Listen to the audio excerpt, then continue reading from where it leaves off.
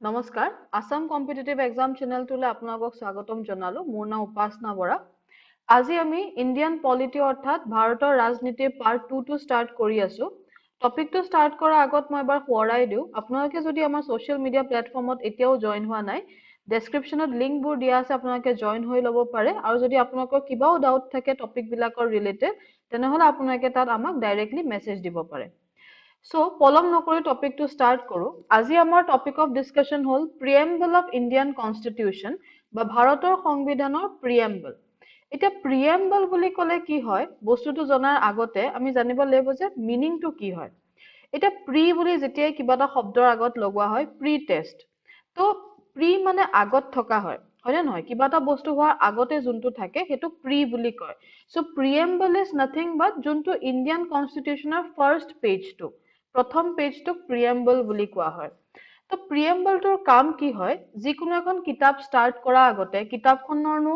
main মোটিভটো কি হয় কিহৰ ওপৰত কিতাপখন লিখা হৈছে কি কথা আছে তাৰ সেইখিনিৰ বিশ্লেষণ যদি আমি সৰুকে ক'বাত চাব বিচাৰো সেইটোক কয় প্ৰিএম্বল বুলি এতিয়া আমাৰ সংবিধানখন এখন কিতাপ হয় সংবিধান কি হয় মই অলৰেডি কৈ দিয়া হৈছে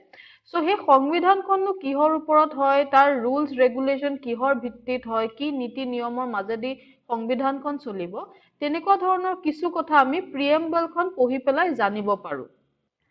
প্ৰিএম্বলখন ষ্টাৰ্ট কৰোতেনে আমি কেইটামান কিৱৰ্ড মনত ৰাখিব লাগিব কিৱৰ্ড মানে এইকেইটা ৱৰ্ডে মেইনলি আমাৰ প্ৰিএম্বলখনতনো কি আছে সেইকেইটাত জনাত সহায় কৰে তো 9টা কিৱৰ্ড আছে প্ৰত্যেকটো কিৱৰ্ড মই এটা এটা স্লাইডত বুজাই যাম তো ফাৰ্ষ্টতে আপোনাকে প্ৰিএম্বলখন চাওক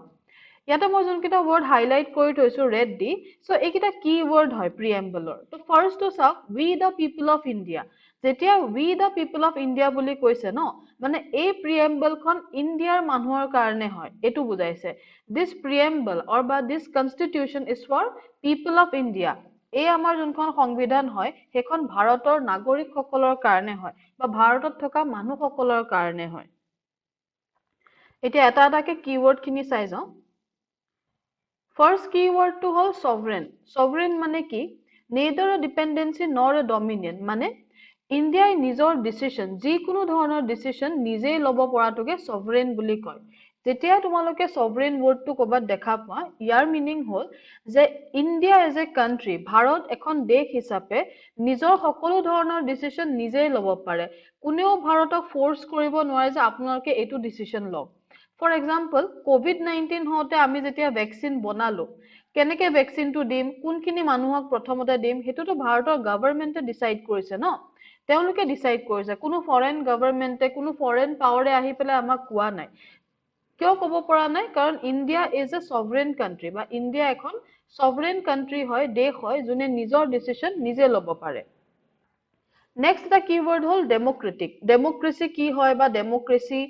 মিনিংটো কি হয় আমি হেতুটো গম পায়ে থাকো ন প্ৰপাৰ ডেফিনিশনটোত নগৈ যদি আমি থুলমুলকে জানিব বিচাৰো যে ডেমোক্ৰেসি মানে কি হয় ইট মিন্স ইলেক্টেড গভৰ্ণমেণ্ট যেতিয়া আমি পিৰিয়ডিকেলি ইলেকশ্যন কৰি থাকো ন পিৰিয়ডিক ইলেকশ্যন মানে কোনোবা এটা টাইমৰ মুৰে মুৰে যেতিয়া আমি ইলেকশ্যন কৰি থাকো তেনেকুৱা ধৰণৰ গভৰ্ণমেণ্টক ডেমোক্ৰেটিক গভৰ্ণমেণ্ট বুলি কয় এতিয়া পিৰিয়ডিক ৱৰ্ডটো মই কিয় ইমান এমফেচাইজ কৰিছো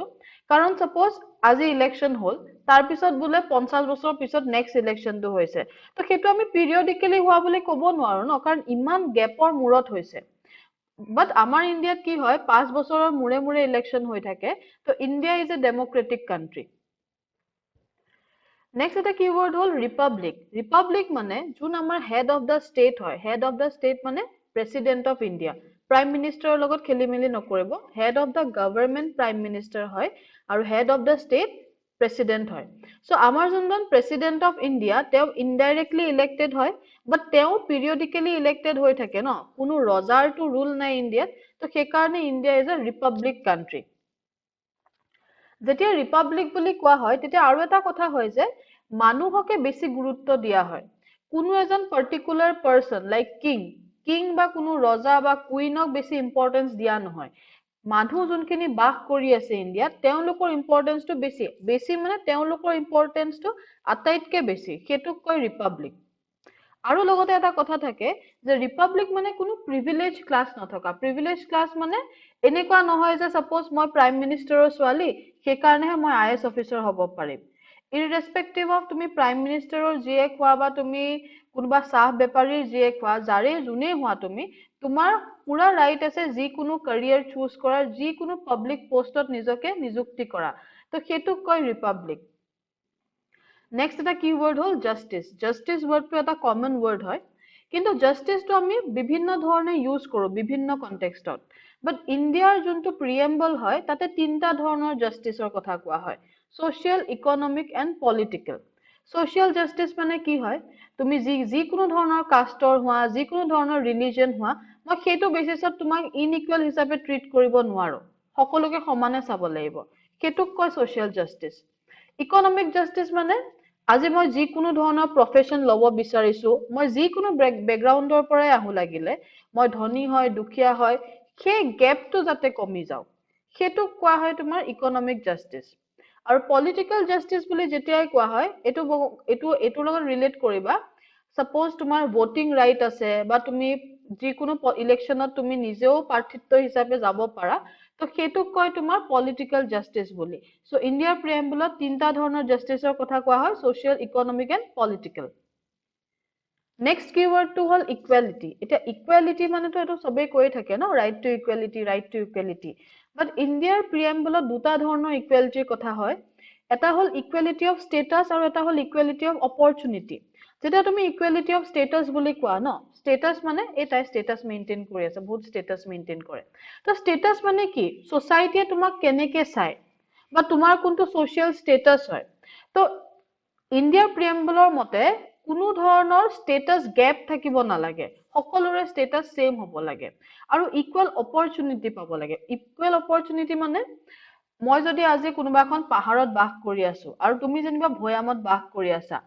পাহাৰত বাস কৰা ল'ৰাটোও পঢ়িবলৈ সমানে চান্স পাব লাগে যিমানটো চান্স ভৈয়ামত পঢ়া ছোৱালী বা ল'ৰা এটাই পাইছে তো this is call right to equal opportunity আমি অপৰচুনিটি দিছো সমান ধৰণৰ তো সেইটো হয় দুটা ধৰণৰ ইকুৱেলিটি আমাৰ প্ৰিএম্বলৰ এটা হ'ল ইকুৱেলিটি অফ ষ্টেটাছ আৰু এটা হ'ল ইকুৱেলিটি অফ অপৰচুনিটি নেক্সট এটা কিৱৰ্ড হ'ল ফ্ৰেটাৰনিটি এটোতো আপোনালোকে শুনিয়ে থাকে চাগে ফ্ৰেটাৰনিটি মানে ব্ৰাদাৰহুড ইয়াত ইমান ডিটেইলি ক'বলগীয়া একো নাথাকে মানে ফ্ৰেটাৰনিটিয়ে এজ এন যোনটো আমাৰ এটা কমিউনেল হাৰমনি বা আমি ইজনে সিজনক সেম কান্ট্ৰিৰ মানুহ বুলি যোনটো এটা উই ফিলিং থাকে ন সেইটোক কয় ফ্ৰেটাৰনিটি নেক্সট এটা বহুত কমন ৱৰ্ড আছে সোশ্যালিষ্ট মানে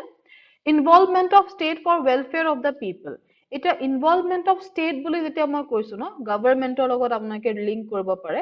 সো আমাৰ গভৰ্ণমেন্টেও আমাৰ ৱেলফেয়াৰৰ কাৰণে আমাৰ ভালৰ কাৰণে কিছুমান স্কিমছ লৈ থাকে ন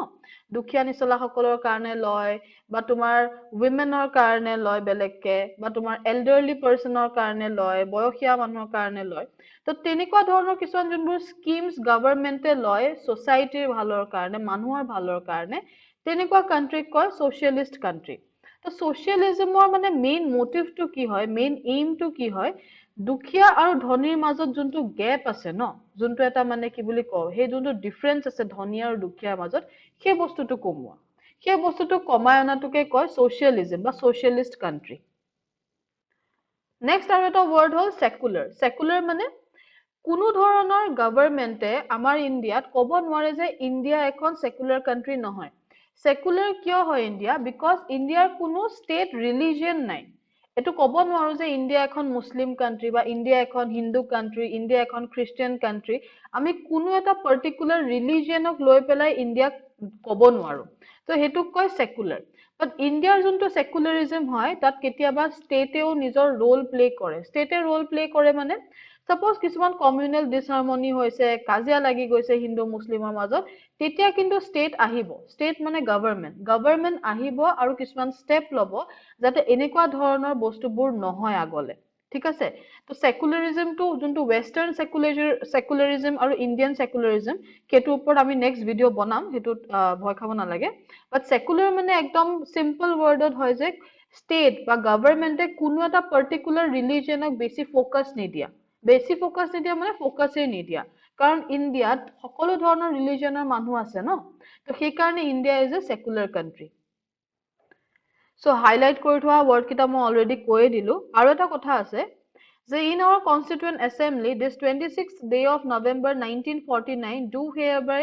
adopt enact and give to ourselves this constitution so আমাৰ যোনখন কনষ্টিটিউচন বা সংবিধান হয় কোন দিনাখন আমি এডপ্ট কৰিলো বা কোন দিনাখন আমি ইনেক্ট কৰিলো বুলি যেতিয়া কোৱেশ্চন আহে সেইটো সদায় 26 নৱেম্বৰ 1949 হয় 26 জানুৱাৰীৰ লগত খেলিমেলি নকৰিব এডপ্ট আমি কনষ্টিটিউচনটো 26th ডে অফ নৱেম্বৰ 1949 ত কৰিছো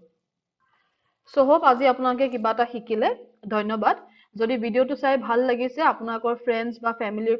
কোনোবাই যদি এনেকুৱা কম্পিটিটিভ এক্সামৰ কাৰণে প্ৰিপেয়াৰ কৰি আছে তেওঁলোকৰ লগতো শ্বেয়াৰ কৰিব আৰু ভাল লাগিলে সাবস্ক্ৰাইব এণ্ড লাইক কৰিব থ্যাঙ্কস a lot